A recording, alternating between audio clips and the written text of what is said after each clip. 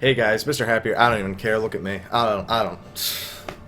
I'm a mess. Look, I don't care. Anyway, guys, live letter 11 has finally finished. I've been up for the last 3 hours, a little bit more than that actually, because I woke up preemptively. And we are going to get into a lot of information. Now, I'm going to make this as quick as possible. I know I say that every time it ends up being like 40 minutes, but really have to because they're releasing the patch notes for 2.1 today.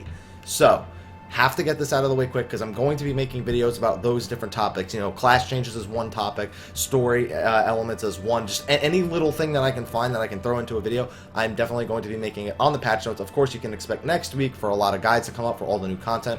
With all those announcements out of the way, let's go through each question. I'm going to be posting a link to the official and unofficial translations in the sections below. I will be using both of them for the sakes of this. I will be going through the questions of the officially translated ones. I needed to breathe there for a second, but I'll also be using Reinhardt's unofficial translations. Of course, always be sure to follow Reinhardt on Twitch and Twitter. I have both of his links in the description below, and of course, thank you, Reinhardt, for the great service that you do to the Final Fantasy XIV community.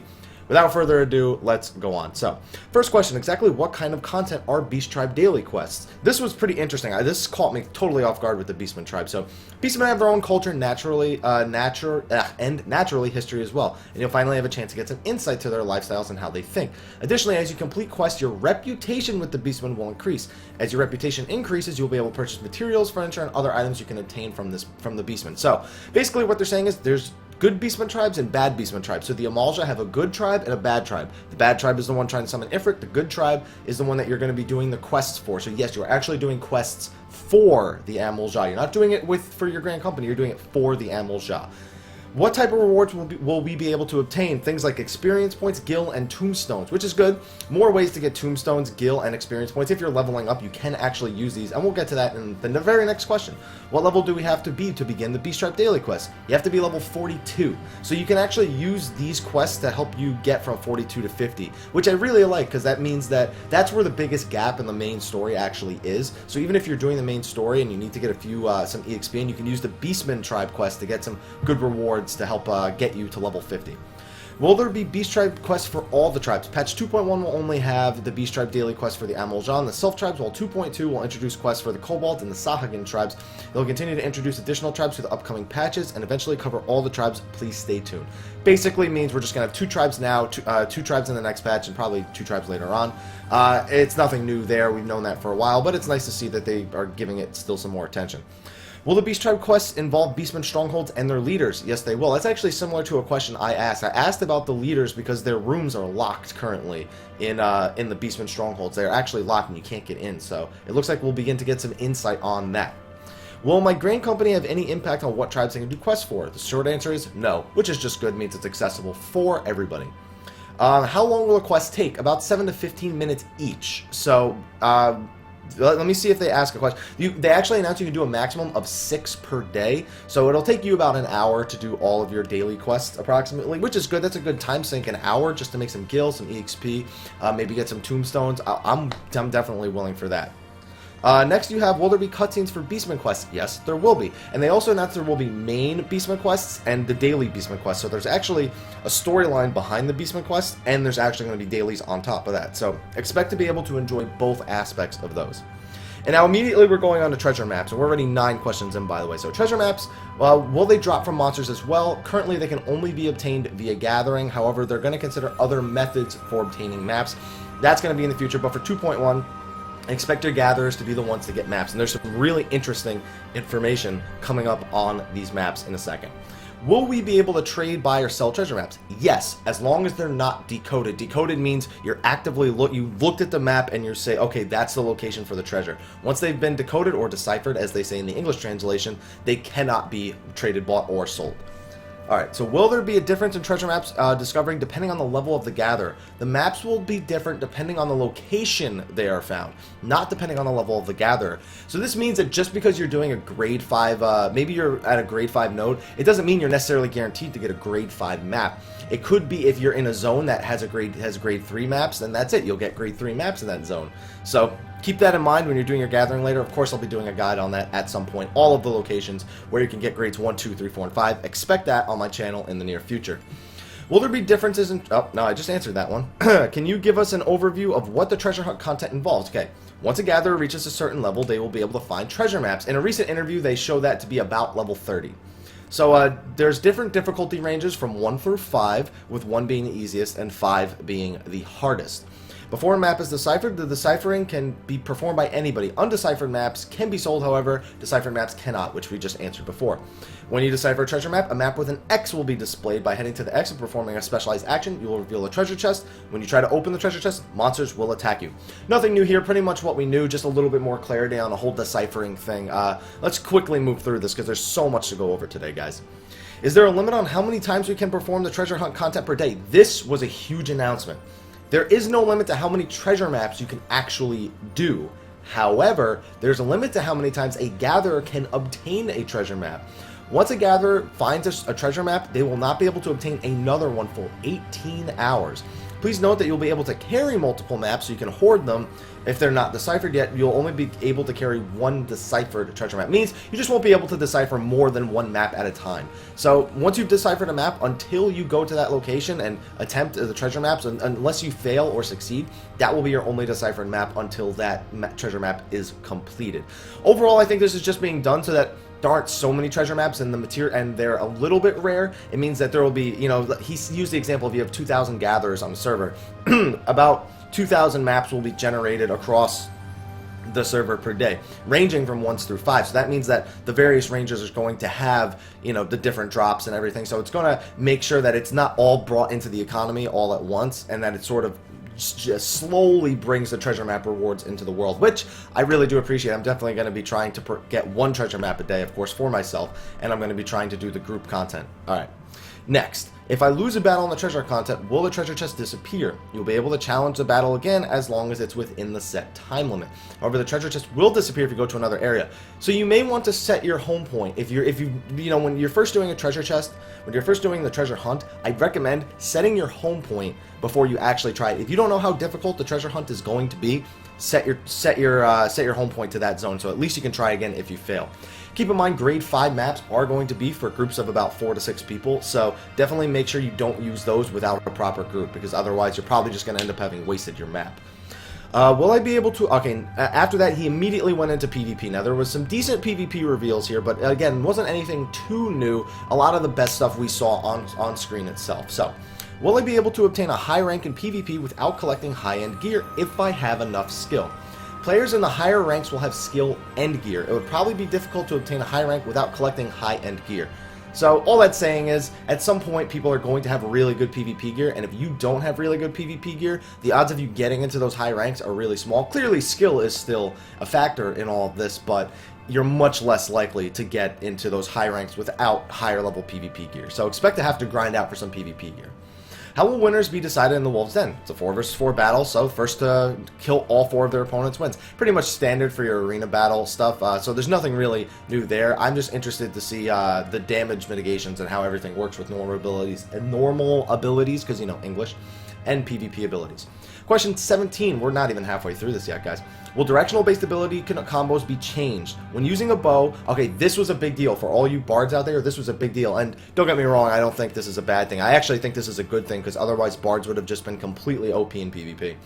When using a bow, the damage will be different depending on the distance, and we will also be changing things such as magic casting being interrupted after getting hit once.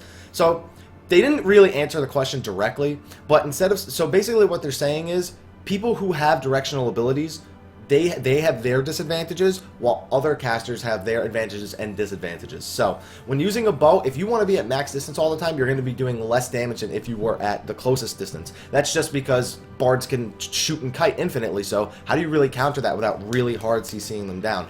And that's sort of the counter to it, so that if you can leave a bard alone until you have the right CC to control him back available again. As for casters get interrupted so easily in the game that it would have been ridiculous if you have a silence, stun, sleeps, and on top of that, just meleeing them once would interrupt their cast. So they're fixing it. I think that's a good decision, because a lot of people were really worried about how casters were even going to get spells off. I think that that's the perfect answer to it. All right, so next, will there be PvP skills? Yes, we will. We plan to show a portion of the 2.1 patch notes at the end of the stream, so please stay tuned. Basically, that's what the video I'm going to be doing after this. It's going to take a while to record, though, is that they're either going to be going over PvP abilities. So definitely, guys, stay tuned for the rest of the day, for the rest of the weekend, especially going through to Tuesday. We'll be putting up a lot of videos about information before we even get to patch 2.1. Of course, the videos will come after that as well. Can you show us some PvP gear? They showed us some PvP gear. It was actually sets we hadn't seen before. I don't know who they went to particularly. One looked like a hawk almost, and I don't remember what the other ones looked like. It just says shown in stream, so there's no real answer, but they look nice. How can we obtain PvP gear? You'll earn points as you rank up, and you can exchange these points for equipment. Very simple. So PvP points, PvP ranks, good. Nothing really more. I think that's how it should be. I think the higher rank you are, the more points you should be getting, and the easier it should be for you to get more gear. And that's just my belief in PvP. I think it's just the easiest way to gate the content while encouraging people to do it actively.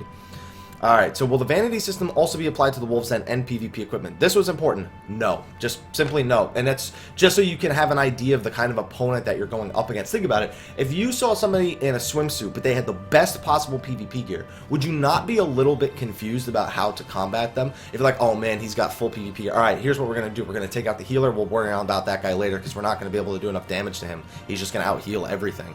So, but if they have a swimsuit on, you go, oh, that dude's in a swimsuit. Get him. Like, it changes your whole mentality in PvP. So personally, I think that's the right decision. I think if we had vanity system, I wouldn't mind vanity system between, if they had multiple sets of PvP gear for the same item level, I think that would be fine, but they're not showing any interest in doing things like that, so there's not really a point in saying that now. Alright, next. Question 22, almost halfway there. What does the morale stat do? This is, if you've played World of Warcraft, this is your basic PvP stat. It reduces the damage that you take. I've spoken about it in my previous PvP videos and stat videos that I've done before. It's very simple, and I don't think it's necessary. I don't think games need that anymore, though. I think just calculating the way damage is done differently to players should be enough, but they feel that it's important to use the morale stat, so it's going to make big differences in PvP if you don't have enough morale to survive certain attacks. Flare. Anyway, will we be able to use limit breaks? Yes, I mean, we've seen this in the trailer already anyway, so the thing is, it's only a 4-person party, so you won't get your final heavens and your meteors and your breath of heavens or anything like that, or I don't know, I don't know, whatever. You won't get tier 3 limit breaks, basically. You'll get, you know, tier 2s, I guess. I don't know, tier 1s or tier 2s, whichever one they decide is best. Probably just tier 1s, since it's not like boss content, it's just player versus player, but we'll see. Will we be able to watch other players fight? They said not in 2.1, but they are planning a spectator mode, and I think that's great. I mean, don't get me wrong, I'm going to be streaming PvP, so there's your spectator mode right there. But I think that it's great that they would put something like that in there. I want to see the system, the overlying systems that accompany it, because that could be pretty difficult to do in an MMO scenario, especially in terms of their server stability. I'm actually really concerned about that when it comes to a spectator mode, but like I said, this is all stuff that is not even coming in 2.1, so we'll just see about it when it comes. How about that? Will 8 versus 8 ever be introduced? After the initial PvP, we will be considering 8 versus 8 battles after seeing how the community responds to 4 versus 4. Basically, it's tentative. If 4 versus 4 is popular and they think they can properly do 8v8, then they'll do it. Otherwise not. I think 8v8 would be hectic as all hell. I don't even know. At that point, you might as well just make it a battleground, in my opinion, not like an actual arena 8v8. I don't think an arena-based 8v8 is ever going to work. I'd rather just see a battleground like capture the flag type thing for 8v8. And that's just me, though. Will our opponents' names be displayed? We've been talking about this for a while, the whole fresh meat thing. So, now, we've known all the details about this for a while now, but I'm just going to go over it real quick. Basically, the opponents' names will not be shown. There's one main reason for that being griefing. They don't want that to happen, which isn't really a good reason, in my opinion. So, people are going to be displayed as fresh meat. However, after the battle is over, you can see the person's name and sort of learn and study, like, oh, the bard's name was Mrhappy. What did he do differently there that I wasn't doing? Why did we lose? You can do that afterwards, and you can see you can sort of keep track of those things yourself, basically. Alright, and in the chat log, of course, it will be shown afterwards, so everything is displayed in chat log once the battle is over. Okay. Are there plans to introduce other types of PvP battle? They said they'll discuss it after the community responds to the initial 4 versus 4 battle. They also said in the chat that their developers aren't that experienced with PvP, so they don't want to say anything yet. I think that's a kind of discouraging to say that in a live letter. Yeah, our developers, they play MMOs, but they don't really know about PvP. Yeah, sure, we'll think about it. It's like, balancing PvP is not good if you don't have people who have never programmed it before, have no experience with it. I mean, you can figure it out, and Yoshi-P's played PvP, but Yoshi-P isn't isn't like Sauron. He's not like commanding everything. They come to him with ideas and he goes, yeah, that's good. So they still need to do the balancing and everything themselves. So it's a little bit discouraging, but hopefully we can get those frontline battles coming sometime in the future. Well, okay, now we went into the barber, which is there's just a few questions on the barber, not a lot. So questions, answers, read them.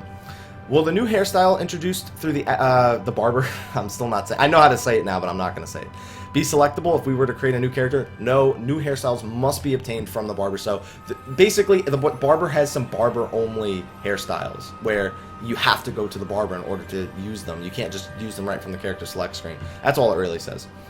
I have no problems with that. By the way, since this is a thoughts video, I should probably begin giving my thoughts on some of these things.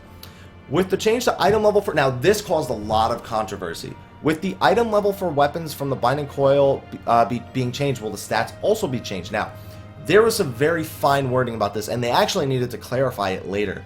The weapons will only have their item level increased by 5, and the stats will not be changed. We will, however, be making adjustments to some stats on the armor that can be obtained in the binding coil. Now, this on the surface looks like raising item level without raising the stats, but that's not what it's saying. What it's saying is, while they are having their item level raised, they will have more of the same stats, but they will not have different stats.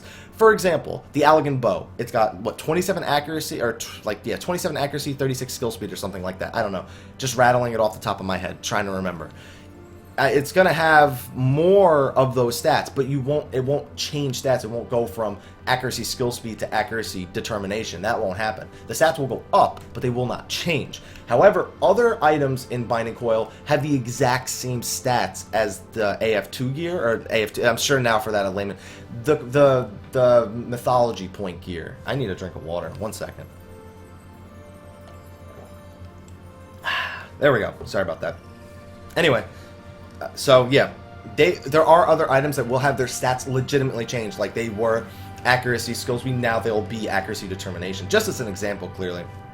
I only expect those changes on pieces of gear that are literally the exact same thing as their AF2 gear, and there's quite a few pieces out there. I think the healing boots might be one of them. There's a few, but if you were looking at those pieces of gear now, they might be a little bit more tantalizing to you. Might have some changed itemization, some changed best in slot lists come 2.1.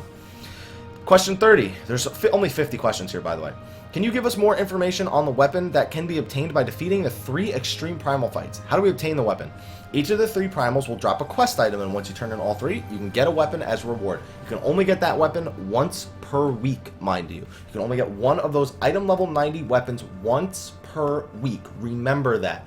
But you can spam the primals otherwise for, I guess, philosophy, mythology, or the accessories that they're going to be dropping. We didn't find out the item level of the accessories just yet, but I am going to assume they are 80. Just my assumptions. We'll have the patch notes after this video, so if the items are on the patch notes, we'll know. If not, then we'll find out come Monday and Tuesday when all the databases get updated. Alright, so, question 31. Can you tell us the specific restrictions for lotting on equipment in Crystal Tower? When you defeat a boss, a treasure chest will appear. If you receive an item from one of these treasure chests, you will not be able to need or greed again until the weekly reset, which is the same time that the Allegan Tombstones of Mythology cap reset. So, Monday at 11 a.m. Eastern Standard Time, Japanese midnight Tuesday, basically, is the same time that you're going to be able to get loot. And we've known this for a while. I'm still worried about people dropping after getting a piece of loot. Since it's Duty Finder content, I feel like there needs to be more draw for people to do the whole dungeon. And I don't think they should just make items off the last boss, unless they were going to give you like 4 items in total off the last boss between each party. Then maybe they would do that, but even then maybe there's gear people don't like. I don't know. It's really hard to say. There's going to be a lot of gear dropping to the ground in Crystal Tower, though. People who's like, no, I don't want that. I'm going to wait for something else. I'm going to keep doing it until I get that one item. Please, guys, please just queue up for Crystal Tower in progress, unless you need something off the first boss. Unless you need something off of the first or a very specific boss, please join Party in Progress just to sort of relieve the griefed players that are going to happen, people who leave Crystal Tower too early. So yeah, will you be able to enter Crystal Tower with a group set other than 2 tanks, 4 DPS, 2 healers? No. You have to queue with 2 tanks, 4 DPS, and 2 healers. So, because it's complete Duty Finder content, you have to have 6 tanks, you have to have 12 DPS, and you have to have 6 healers. So, that's just how it is, guys. I don't know that I'm a huge fan of it. Hopefully the content warrants that kind of setup, and that it doesn't feel like the tanks or the healers are just being tacked on because they were forced to queue that way. Okay, question number 33. Please show us the party recruitment feature. They showed it. It looks really nice. It looks like it works extremely well. And this is going to help people looking for parties for things like Hydra and Chimera, for Crystal Tower, pre-mades, extreme mode primals, hard mode primals, story modes. It's going to help a lot, guys. It was very well done. It was very, very compact, very easy to use, and it had very, very specific ramifications that you could set to it. So any of you looking forward to the party recruitment feature, so you can play with people on the same server and still do all the same Duty Finder content, definitely be excited for that. Question 34. Please tell us about how much land and housing will be. Now, Yoshi-P did this about 1,000,000 times when he said how much these things were going to cost. Now, he apologized that the cost will not be the same on all worlds. Non-legacy worlds will have different prices than legacy worlds. Non-legacy worlds will be less expensive than legacy worlds. As for the price itself, there are five types of plots. There's rank 5 to rank 1, with rank 1 being the most expensive plots of land. Rank 5 small house. Guess. Just guess how much it is. Don't look at the notes. Guess how much it is. On a non-legacy server, it's 4 million. So, if you have one of those small free companies, maybe 5 to 10 people, you better make sure you're making 800 to 400k or 400 to 800k per person, depending on how many people. Now, the house itself will also cost extra, but not nearly as much as that. And legacy worlds will be double of anything that the non-legacy worlds have. So that means that a small house on the cheapest plot of land will be 8 million on legacy servers. So, what does this mean? Is this too expensive? Well, keep a few things in mind.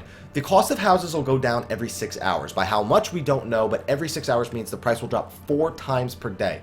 I would assume it would be something little, like 25k maybe. Not a lot, because if it drops by like 100k every 4 times, then the plots of land, people are just going to wait a week and then buy the best plots for like ridiculously low prices. So I expect it'll drop like 25k per 6 hours.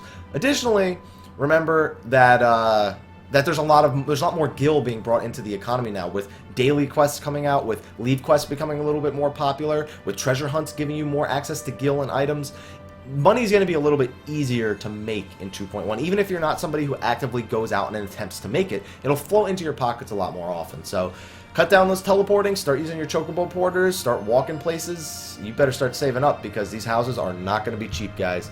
Just be prepared to try to make a lot of money. Next, are there any other secret content in 2.1 that you have not yet introduced? The volume of patch 2.1 is so huge that there are items we have not yet covered. Stay tuned. I will be covering that in videos later today if we can find any content that was secret up until now. I don't know what kind of secrets they could possibly hold, but I don't think it's anything major. I think it's just little balance changes and notes that we just didn't expect. I think that's what they mean by secret content. Okay, and then immediately, that was the end of the first half of the live letter. Then we got all into PS4 questions. So if you're interested in the PlayStation 4 version of the game, stay tuned, because we're going to answer all of the most common questions right now with the PlayStation 4 version. So, question 36. Will I be able to participate in the PlayStation 4 version of the beta with my character from the PlayStation 3 version? The initial beta phase will require a brand new character, but you can use your existing characters in later phases. Keep in mind, the beta is only going to be about 5-6 weeks, because it comes out in April, at some point in April at least. Question number 37. Could you give us a rough schedule for the beta test through the official release of the PlayStation 4? So, the official beta test will begin on February 22nd, which is the same day the PlayStation 4 will go on sale in Japan. After this, we will carry the data over, hold early access, and start services in April. So, like I said, about 6 weeks of beta testing. The PlayStation 4 version looks great, by the way. Stunning graphics, definitely a better UI. Everything looked a lot easier, and we're going to be going over some of that in some of the future questions. Will the PlayStation 4 beta be conducted on a dedicated server? Yes, the beta will be on a dedicated server, but the actual playing on the PlayStation 4 will be across all servers. PlayStation 3, PlayStation 4, and PC will all be on the same server. So no worries about that there, guys. Next, will we need PlayStation Plus? No, you will not need PlayStation Plus, but realistically, who here is going to have a PlayStation 4 and not have PlayStation Plus? I think anyone will end up getting it anyway, but in case it was a concern for you, no, it is not required to get PlayStation Plus for the PlayStation 4 version of the game. Excellent, excellent, good. Thank you, Sony, for making sure that that happened, and Square Enix for making sure that happened. Question 40, will there be any special fees? Nope, it'll be just like all other platforms. Can't complain there. If there was any additional fees, like PlayStation Plus, for example, people would definitely not be interested in the game. People would even just stay on the PS3 version if there were any additional fees, probably. Will the PlayStation 4 version support keyboard and mouse? If it can be used on the PlayStation 4, it can be used on Final Fantasy XIV. Basically, that's an underhanded yes. If you plug in a USB keyboard to a PlayStation 4 or a USB mouse or both, you can use the keyboard and mouse. And he has hinted that the UI you can use the actual keyboard and mouse UI. They've shown that in the past that they are planning on having it 98% similar to the PC version with the hotbars included. That's old news though, so let's move on.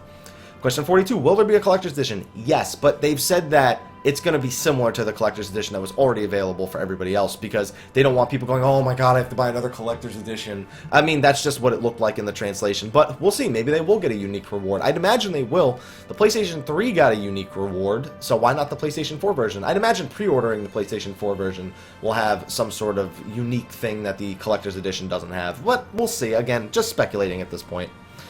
Alright, are there any plans to sell a special package with the PlayStation 4 and Final Fantasy XIV? They said they're not sure, but they'll keep us updated. That would be cool, but I don't know how many people are necessarily holding off on buying a PlayStation 4 until Final Fantasy XIV comes to the PlayStation 4. I don't know how many people, how big of a market there is for that, so unless they make it extremely limited, I don't think they'll actually do that. I don't know, though. It's really hard to say. It's completely possible. They've done it with systems in the past, so why not now, right?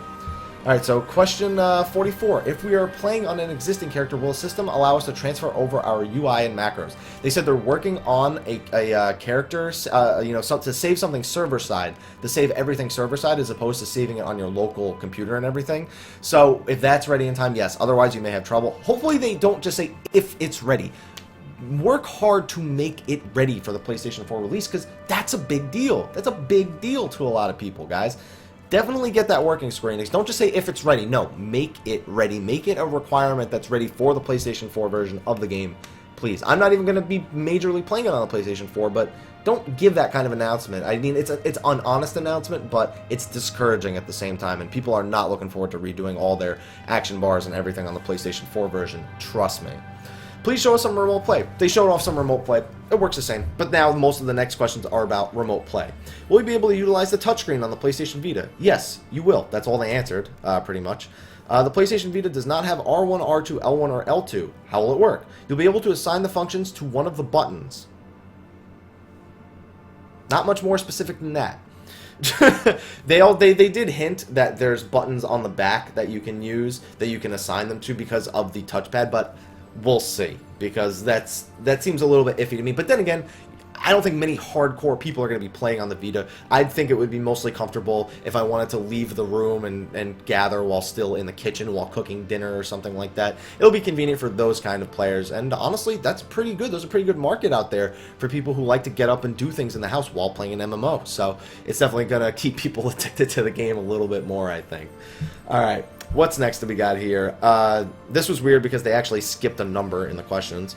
Question 49. Will it be possible to use remote play feature during the beta test? Not able to confirm it yet. Not a big deal. I think it's a very small portion of the community that is going to be doing the whole remote play thing, because it requires you to have a Vita and a PlayStation 4. But it would still be nice if they would test it out, because they definitely need to test it out. They need to make sure there's no bugs with it or anything, display issues or things along those lines.